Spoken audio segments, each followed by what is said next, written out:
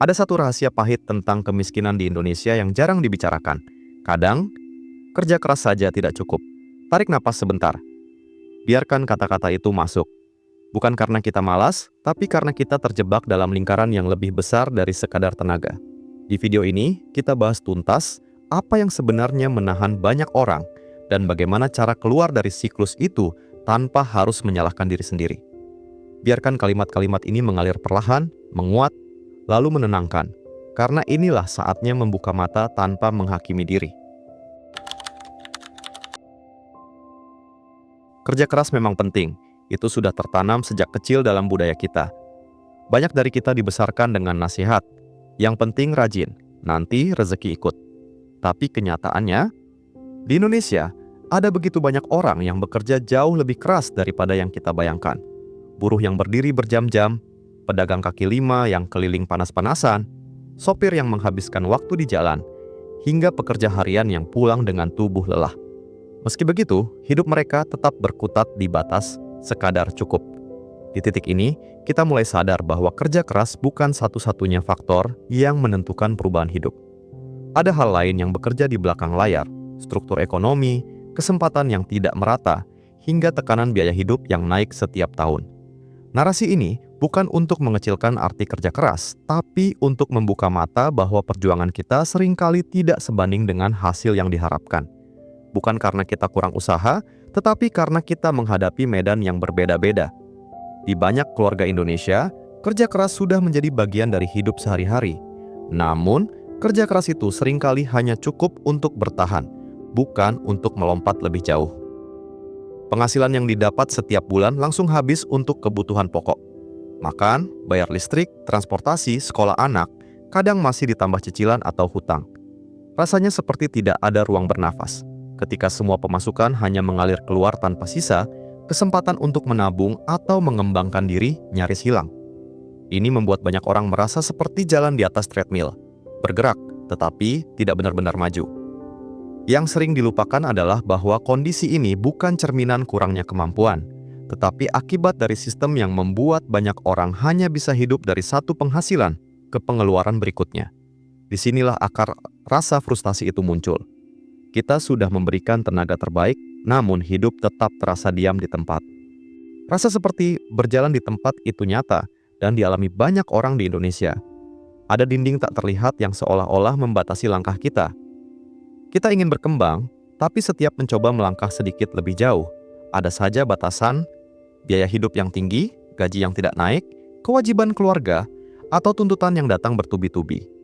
Dinding ini tidak terlihat secara fisik, tapi efeknya sangat kuat. Ia datang dari pola hidup, lingkungan, dan kondisi ekonomi yang sudah berlangsung lama. Kita mungkin ingin belajar skill baru, tapi tidak punya waktu. Ingin menabung, tapi selalu ada kebutuhan mendadak. Ingin ambil peluang, tapi modal tidak cukup. Banyak orang akhirnya berpikir bahwa hidup mereka memang segini saja, padahal bukan itu masalahnya. Masalahnya adalah mereka berjuang dalam sistem yang tidak memberi ruang luas untuk berkembang. Dan memahami dinding ini adalah langkah pertama untuk mulai mencari celah yang bisa dilewati. Siklus kemiskinan seringkali tidak dimulai di luar, tapi justru dari rumah tempat kita tumbuh. Cara orang tua kita mengatur uang, bagaimana mereka menghadapi kekurangan, bahkan cara mereka membicarakan rezeki. Semuanya membentuk pola yang tidak kita sadari. Banyak keluarga Indonesia hidup dengan ritme yang sama setiap bulan. Gajian, bayar kebutuhan, bayar cicilan, lalu bertahan sampai gajian berikutnya.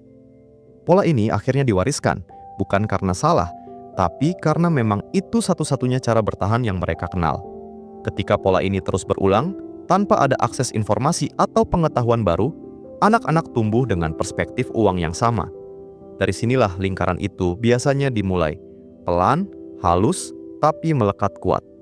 Kalau sejak kecil kita melihat uang hanya sebagai sesuatu yang datang dan langsung habis, wajar sekali jika ketika dewasa kita mengulang pola tersebut. Tidak pernah ada pembicaraan tentang tabungan, investasi, atau rencana jangka panjang. Yang penting kebutuhan hari itu terpenuhi. Dan kondisi ini bukan hanya terjadi di desa, tapi juga di kota besar. Kita tumbuh dengan melihat orang tua bekerja keras, tapi tetap hidup pas-pasan. Dalam situasi seperti ini, Fokus keluarga sering hanya pada bagaimana bertahan, bukan bagaimana berkembang. Maka kita pun mewarisi cara pandang yang sama. Hidup itu ya dijalani saja, tidak usah berpikir jauh-jauh. Tanpa sadar, pola sederhana ini menjadi akar dari siklus panjang yang susah diputus. Yang menarik, perubahan besar seringkali muncul dari satu momen kecil, kesadaran. Saat kita tiba-tiba berpikir, oh, selama ini aku ternyata mengikuti pola yang sama seperti di rumah. Kesadaran itu tidak menghakimi orang tua kita, tetapi membuka pintu baru, bahwa ada cara berbeda yang bisa dipelajari. Begitu pola lama terlihat, kita jadi punya peluang untuk memperbaikinya. Mungkin mulai dari hal kecil, seperti mencatat pengeluaran, menahan diri untuk tidak membeli barang yang tidak perlu, atau mulai menabung walau sedikit. Perubahan memang tidak harus drastis. Yang penting adalah langkah pertama. Dari satu kesadaran kecil itulah, peluang keluar dari lingkaran kemiskinan perlahan mulai terbuka. Di Indonesia, akses adalah salah satu bentuk privilege yang jarang disadari.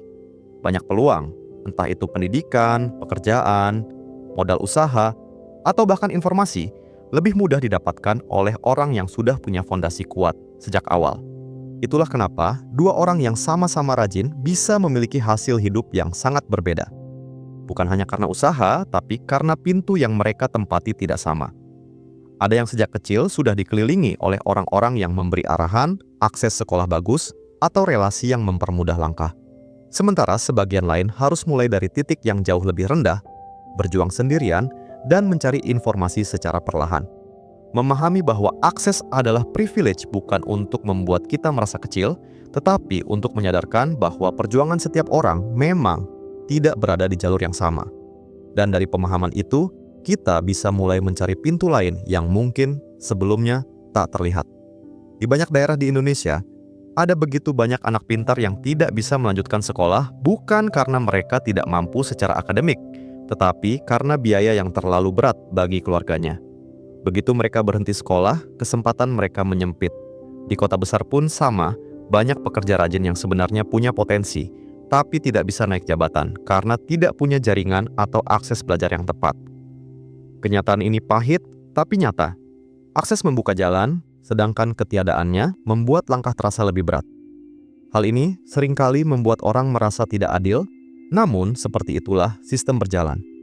Namun, ketika kita sadar bahwa akses bukan hanya soal uang, melainkan juga soal keberanian bertanya, kemampuan mencari informasi, dan mau masuk ke lingkungan baru, kita bisa mulai membuka celah kecil menuju peluang yang lebih besar. Akses memang terasa berat bagi sebagian orang, tetapi bukan berarti tidak ada jalan sama sekali. Kita sering lupa bahwa akses juga bisa datang dari hal-hal yang terlihat kecil. Mengikuti komunitas gratis, belajar dari YouTube, bertanya pada orang yang lebih paham, atau ikut program pelatihan yang diselenggarakan pemerintah maupun swasta. Perlahan-lahan, pintu kecil ini bisa berubah menjadi peluang yang lebih besar. Banyak orang yang memulai dari hal sederhana, kursus singkat, relasi satu orang, obrolan ringan, lalu akhirnya menemukan jalan yang mengubah hidup mereka. Yang penting adalah berinisiatif untuk bergerak, tidak menunggu sampai semua kondisi sempurna. Karena kadang akses bukan ditemukan secara tiba-tiba, tetapi dibangun sedikit demi sedikit melalui keberanian mencari dan keterbukaan untuk belajar. Siklus kemiskinan tidak hanya dipengaruhi oleh kondisi luar, tetapi juga cara kita memandang uang. Banyak dari kita tumbuh dengan pola pikir, yang penting cukup buat hari ini. Bukan karena kita tidak peduli dengan masa depan, tapi karena kita sudah terbiasa hidup dalam tekanan kebutuhan sehari-hari. Akibatnya, kita hanya fokus bertahan, bukan merencanakan. Mindset seperti ini begitu umum di Indonesia, terutama di keluarga yang hidup serba pas-pasan. Pola pikir jangka pendek ini bisa membuat kita sulit berkembang. Padahal, perubahan finansial hampir selalu dimulai dari cara berpikir, bukan semata jumlah uang yang kita punya. Memahami pola pikir ini bukan untuk menyalahkan diri sendiri, tapi untuk menyadari bahwa ada cara pandang baru yang bisa dipelajari dan diterapkan secara perlahan. Banyak orang ingin menata masa depan finansial mereka, tapi cara berpikir yang sudah terbentuk sejak lama membuat langkah awal terasa sulit. Mindset yang penting cukup membuat kita cenderung hanya memikirkan kebutuhan hari ini, tanpa mempertimbangkan apa yang bisa terjadi esok. Dan pola ini bukan muncul dari kesalahan, melainkan dari kebiasaan hidup bertahun-tahun dalam mode bertahan. Ketika hidup masih sering naik turun, membuat rencana jangka panjang terasa seperti kemewahan. Namun justru di saat seperti itu, perubahan pola pikir menjadi semakin penting. Menggeser sedikit fokus dari bertahan menjadi pelan-pelan berkembang sudah merupakan langkah besar. Perubahan mindset memang tidak instan, tapi begitu kita mulai melihat uang sebagai alat, bukan beban, arah hidup pun bisa berubah sedikit demi sedikit. Saat pola pikir mulai berubah, peluang untuk memperbaiki kondisi hidup ikut terbuka. Kita mulai bertanya pada diri sendiri, bagaimana caranya supaya aku bisa berkembang, bukan hanya bertahan? Pertanyaan sederhana ini bisa menjadi awal dari banyak keputusan baru, mencari pengetahuan, mencoba menabung secara konsisten, atau mulai belajar hal yang bisa meningkatkan kemampuan diri. Perubahan ini sering dimulai dari langkah-langkah kecil yang tampak sepele. Namun ketika dilakukan terus-menerus, dampaknya bisa sangat besar. Dengan mindset yang lebih terbuka, kita jadi lebih berani melihat peluang dan lebih siap menghadapi perubahan. Dan pada akhirnya, pola pikir baru ini bukan hanya mengubah cara kita mengelola uang, tetapi juga cara kita menilai diri sendiri. Bahwa kita pantas memiliki hidup yang lebih baik, bukan hanya hidup yang sekadar cukup. Di Indonesia, banyak orang bekerja tanpa henti setiap hari, tetapi tidak pernah mendapatkan pendidikan keuangan yang layak. Bukan karena tidak mau belajar, melainkan karena memang tidak ada yang mengajarkan sejak kecil. Di sekolah, kita belajar matematika rumit, tapi tidak diajarkan cara mengelola gaji pertama. Di rumah, kita melihat orang tua berusaha keras memenuhi kebutuhan, namun jarang melihat contoh perencanaan jangka panjang. Akibatnya, banyak orang dewasa menghadapi uang tanpa panduan, mengalir, hilang, lalu bingung kemana perginya. Padahal, pengetahuan keuangan sederhana bisa menjadi titik balik besar. Memahami arus masuk keluar uang, memisahkan kebutuhan dan keinginan, atau sekadar tahu pentingnya dana darurat. Pendidikan keuangan bukan soal menjadi kaya, tetapi soal memberi diri sendiri kesempatan hidup lebih stabil dan terarah. Banyak orang sebenarnya mampu menabung atau mengatur uang, namun mereka tidak punya sistem yang jelas untuk melakukannya.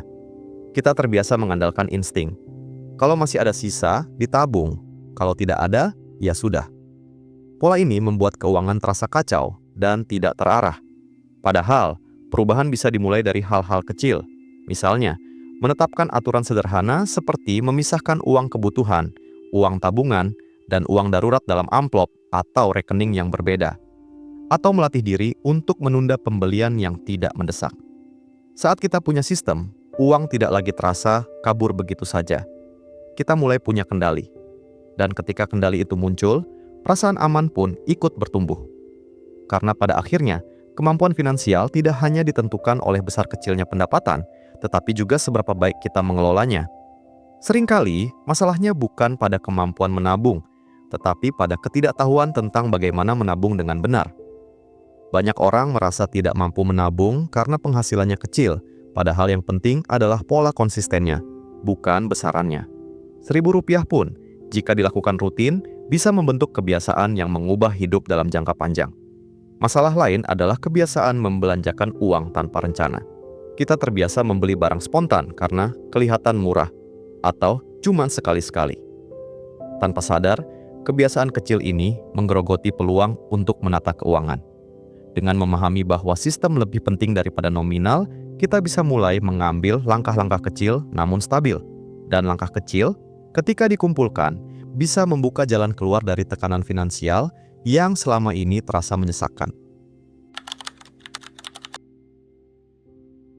Di era media sosial, jebakan gaya hidup semakin mudah menyeret siapa saja. Kita melihat teman, seleb, atau influencer tampil dengan barang baru, nongkrong di tempat hits, atau liburan ke destinasi yang lagi viral. Tanpa sadar, muncul keinginan untuk mengikuti agar tidak merasa tertinggal. Padahal, kondisi finansial setiap orang berbeda. Banyak orang Indonesia akhirnya memaksakan diri mengeluarkan uang demi terlihat tidak ketinggalan zaman. Padahal, di balik foto-foto itu, belum tentu semuanya sedang baik-baik saja secara finansial. Jebakan inilah yang diam-diam mempersempit ruang kita untuk membangun masa depan. Mengendalikan gaya hidup bukan berarti menolak kesenangan, tetapi menyadari batas kemampuan diri.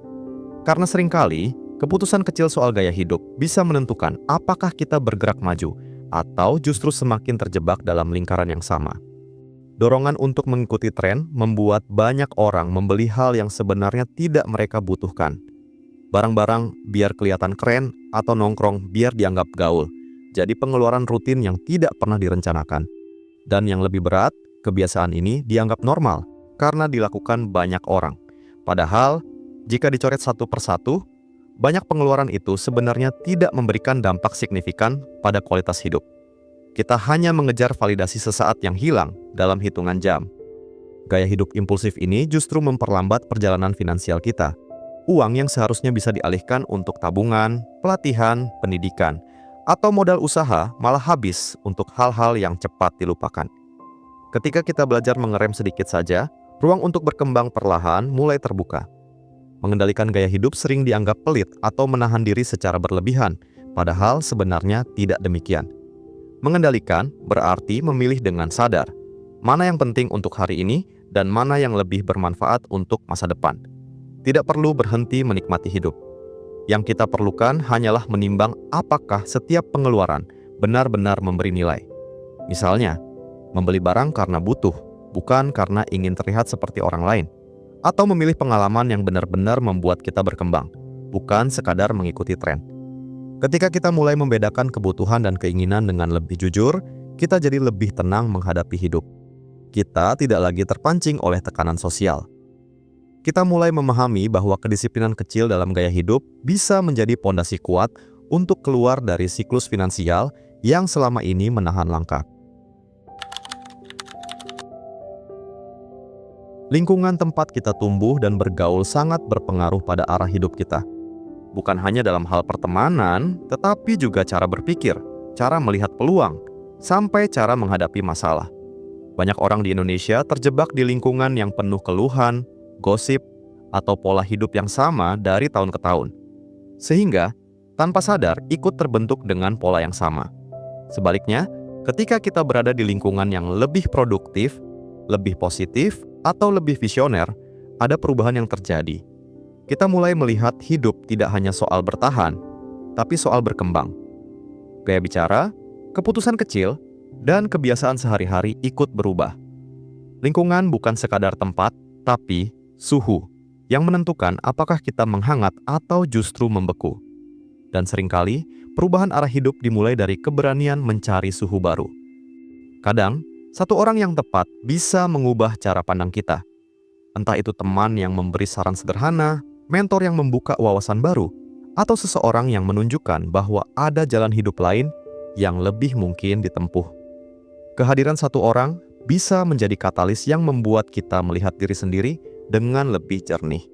Di Indonesia, jaringan sosial seringkali menjadi pintu rezeki, lebih dari sekadar kemampuan teknis. Lingkungan yang suportif bisa membuat kita berani mencoba hal baru, mulai bisnis kecil, belajar skill baru, atau mengambil peluang yang sebelumnya terasa jauh. Itu sebabnya, memilih lingkungan bukan hal sepele. Kita mungkin tidak bisa mengubah tempat kita lahir, tapi kita bisa memilih kemana kita melangkah, dan siapa yang kita izinkan memengaruhi cara kita berpikir. Kadang, dukungan kecil dari satu orang saja sudah cukup untuk memulai perubahan besar. Pelan-pelan, kita mulai menyadari bahwa perubahan besar sering datang dari keputusan-keputusan kecil yang kita ambil dalam memilih lingkungan. Ketika kita mulai membuka diri untuk bertemu orang baru, ikut komunitas yang lebih sehat, atau sekadar mengurangi waktu dengan lingkungan yang melemahkan, kita memberi ruang bagi diri sendiri untuk tumbuh. Perubahan ini tidak terjadi dalam semalam, tidak langsung membuat kita kaya atau sukses. Tapi ia menciptakan fondasi baru yang lebih kuat. Fondasi yang membuat kita punya harapan, motivasi, dan ide-ide baru. Kita belajar bahwa keluar dari lingkaran lama bukan berarti meninggalkan siapapun, tapi memberi diri sendiri kesempatan untuk hidup lebih baik. Karena pada akhirnya, lingkungan yang tepat bukan hanya membuat kita merasa diterima, tetapi juga mendorong kita untuk menjadi versi terbaik dari diri sendiri. Pada akhirnya, keluar dari siklus kemiskinan bukanlah perjalanan yang cepat atau lurus. Ia penuh tanjakan, penuh belokan, dan seringkali membuat kita merasa kembali ke titik awal. Tapi setiap langkah kecil tetaplah langkah maju. Perubahan tidak harus spektakuler, Terkadang justru dimulai dari memahami diri sendiri, mengubah satu kebiasaan, atau berani memandang dunia dari sudut berbeda. Video ini bukan untuk membuat kita merasa bersalah atau kurang, tetapi untuk mengingatkan bahwa kita punya peluang, betapapun kecilnya, untuk membentuk arah hidup kita sendiri. Setiap orang berhak atas kesempatan kedua, ketiga, atau bahkan ke-100. Selama kita mau belajar, mau mencoba hal baru, dan mau memperbaiki pola yang menghambat, selalu ada jalan untuk keluar dari lingkaran itu. Tidak cepat, tidak mudah, tapi sangat mungkin. Dan perjalanan itu bisa dimulai dari langkahmu hari ini. Video ini bukan ajakan untuk menilai siapapun atau menyalahkan kondisi hidup seseorang. Semua pembahasan di sini murni untuk edukasi dan refleksi bersama, supaya kita bisa memahami realitas yang sering terjadi di sekitar kita. Setiap langkah perubahan, baik dalam pengelolaan uang, karier, maupun keputusan hidup, tetap kembali ke masing-masing penonton. Lakukan riset sendiri, pertimbangkan risikonya, dan sesuaikan dengan situasi serta kemampuanmu. Tujuan video ini sederhana, membuka wawasan, bukan menggurui. Kalau kamu merasa video ini membuka sudut pandang baru atau membuatmu lebih paham tentang cara keluar dari siklus kemiskinan, jangan lupa untuk like, subscribe, dan share ke teman atau keluarga yang mungkin butuh sudut pandang yang sama. Dukunganmu bantu channel ini terus menghadirkan konten reflektif dan bermanfaat untuk perjalanan hidup kita bersama. Terima kasih sudah menonton dan tetap semangat melangkah.